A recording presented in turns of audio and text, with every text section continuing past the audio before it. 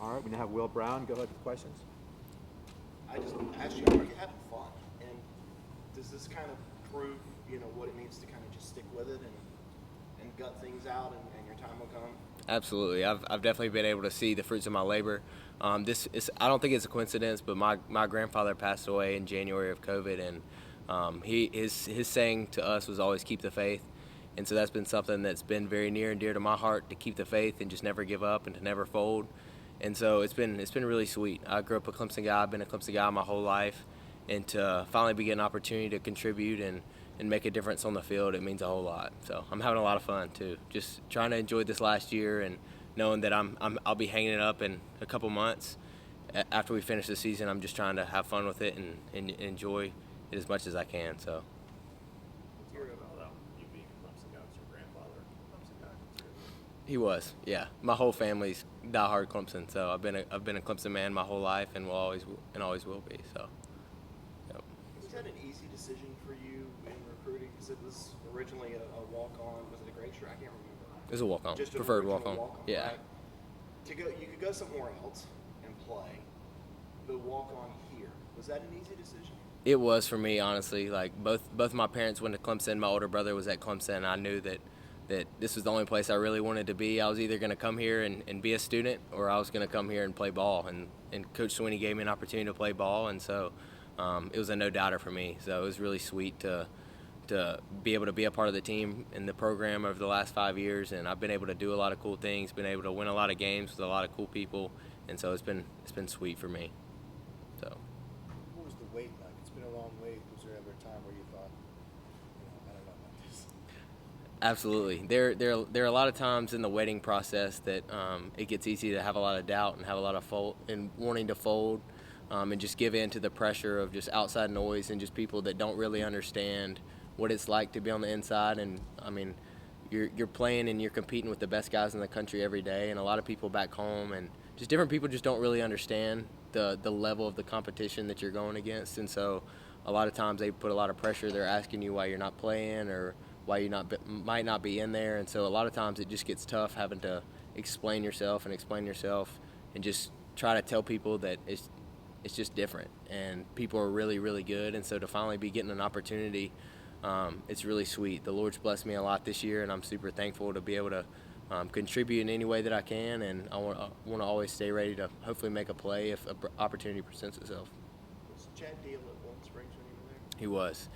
So Chad is another guy that made the most of an opportunity, maybe not as physically gifted as other people, strong as an ox. Did he have an impact on you?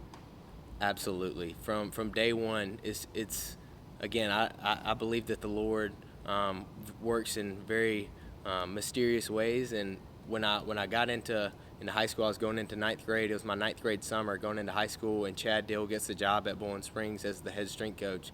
And from day one, we had a real close connection, and there was just something special between both of us. And so from day one, he believed in me.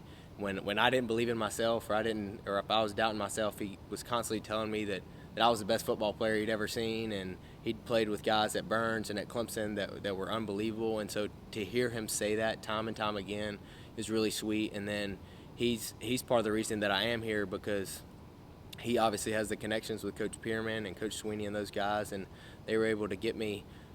He was able to put in a good word to me, or for me, to the coaches. And so for him to go to bat for me to a program like this meant a whole lot. And so he came with me when I came as a recruit to the NC State game my senior year of high school that we almost lost. It went into overtime. They missed the field goal. We ended up winning. I talked to Coach Swinney after the game, and that's when he gave me the preferred walk-on spot. So Chad Dill has been a huge influence in my life and me being here. So. I guess as a walk-on, do you have to kind of accept the fact that you may never play, or is it that you always have that vision that I'm going to see the field? There's always times when you have doubt, or when you just struggle to see the light at the end of the tunnel. But I think that's one of my greatest traits, is I always try to just keep the faith, like my grandpa would say, and just have faith that if the Lord wants me to be out there and on the field and playing, then that's ultimately what's going to happen. If I'm putting in the work, if I'm grinding, if I'm doing what I need to do on my part, I got to trust that if it's playing on the field, if it's impacting guys off the field, if it's just doing whatever, I want to contribute in any way that I can, on the field, off the field, in the guys' lives, whatever it may be. And so there are times when it gets tough, but I think if I remind myself of my purpose and my why of being here, which is to ultimately make a difference and impact guys' lives that are younger than me and the guys around me, I think I'll never lose faith, because I know that my purpose is that, and it's not necessarily being on the field playing. So How do you impact those younger guys? How do you go about that? just really making sure, like, when they come in, it's a very difficult transitioning in from high school to college and playing at this level, and with study hall and with tests and with everything going on, there's always so much stuff. And so just helping guys make that transition, whether it be taking them out to get a meal or meeting with them after practice or just helping them understand the playbook.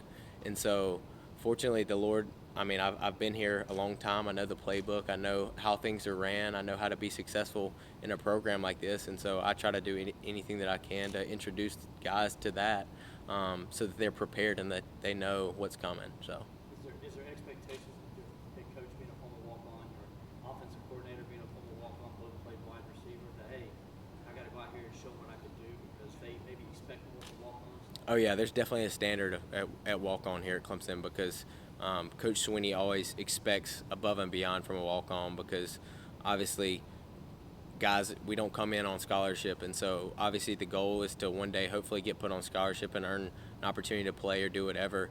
But you can't be, if you're going to be a walk-on at Clemson, you can't be a guy that is cutting corners. You can't be a guy that's missing classes, that's missing tutors, that's missing study hall, that's not showing up for workouts. You got to be a guy that's a grinder, just a blue collar, put your nose down and just grind. And so if you want to be successful as a walk-on, then that's what it takes. And that's what Coach Swinney and Coach Elliot and all the coaches that were walk-ons and know what it means to walk on a team, that's what they expect, because they've been through it themselves. You can correct me if I'm wrong, but I'm watching you through the glasses of Pip, and you get out on the field, and I saw you just kind of take it all in. Are you taking this all in now that you've got your chance to be a man? I'm at Heinz Field, like, Yeah. I'm out here playing, I'm contributing. Yeah, it's been a really long and cool journey, and so being in my 5th year and to be able to go out and contribute and to play in a field like Heinz Field where the Steelers play and where there's so much history, it's I don't know. I'm just trying to make sure that I'm always super aware of the moment and just really in the present and just appreciating where I am, and that I've only got a couple more months of doing this before I'm just in school trying to finish my master's. And so I'm just trying to soak it all in and enjoy it and just be really be in the now. So it's sweet. Go ahead. So you also have, like Gary Rancher who's a walk-on, or Hearn, obviously, was a walk-on. Is there just a camaraderie among those guys that you guys are having to kind of grind in the same way? Yeah, there's definitely a camaraderie amongst the walk-ons. I think we all kind of know what it takes and know what the standard is at walk-on here at Clemson. And so we want to, first and foremost, when you come in, the main goal is to just be a guy that is a scout team guy and can be successful on scout team and really make sure that the other side of the ball gets the best look as possible. And so for 3 years, that's what I did. And so I showed up every day trying to give Coach Venables and the defensive guys, A.J. Terrell and Trayvon Mullen and Isaiah Simmons and Dorian O'Daniel, all those guys that have been uber successful at Clemson and in the NFL. Like I'm competing against those guys every single day. And a lot of the walk-ons are on scout team to start off with. So it's fun to get to compete against the best guys in the country that are now playing in the league, and so it makes you better. I'm hopefully trying to make them better, and then it's just fun. You just got to enjoy it. So. Well, you can prepare for a wet ball game, wet balls during practice. This one looks like, I mean, you're talking about low temperature of 28, Louisville, so high temperature of 55, so it's going to get cool quickly. What do you wear a muff? You wear the muff in the front, have hand warmers in there, what do you do? Just hope that my training's capable of being able to prepare when it's a little bit tougher, when the conditions are tough. Coach Swinney says that and Coach Batson says you always fall to the level of your training whenever it gets tough.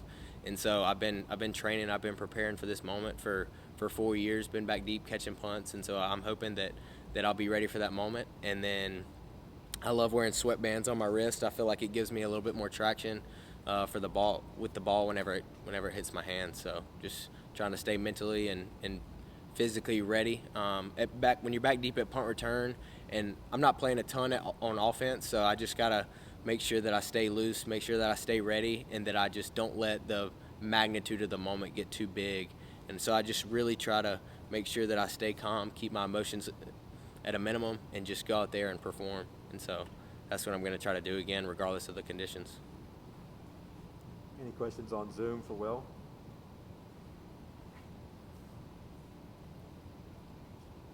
Any other questions here?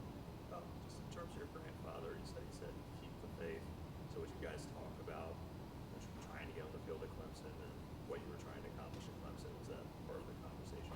Absolutely. I mean, from day one, his biggest goal was for me to come here and make a difference in the lives of people around me, and then to hopefully play. I mean, there were times when he would just want to call late at night and talk about what's going on with football. And I battled some hamstring issues when I was in my earlier days here, and so he'd always call me, telling me he was praying for me and pulling for me, regardless of if I play or if I don't play or if I'm healthy or not healthy. He was always going to be in my corner, pulling for me and cheering me on. So I guess when you do get on the field, I guess when you're thinking about him and the fact that you kind of made it, you just talk about that. absolutely, I know he's up in heaven and he's enjoying it, and he's got a front row seat up there with the Lord, and just enjoying watching me get to fulfill my dream. So I know he's loving it. Anything else? All right, thanks, Will.